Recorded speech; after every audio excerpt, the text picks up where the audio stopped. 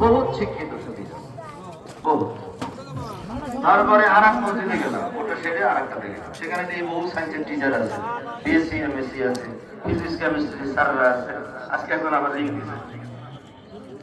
শুধু এতটুকুই বলছি, পৃথিবীটা মহাশূন্যে ঝুলিয়ে আছে। ধরে নিলাম একটা আপেলের বোটায় সুতে গিট দিয়ে বাঁধিয়ে ঝুলেলে কেমন ঢলে, কি ভাই বোঝা যায় তো? ইউটিউবিং সুতেরা যদি কেটে দেওয়া যায়, আপেলটা কোথায় পড়বে?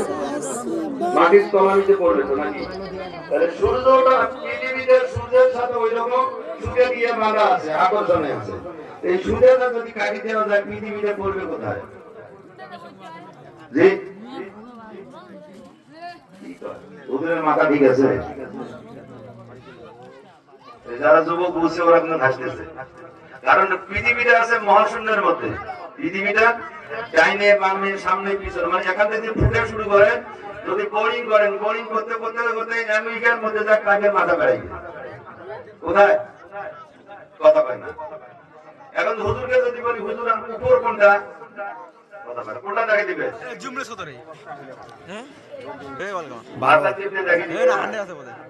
আমাদের যেদিকে আমেরিকার মাথা,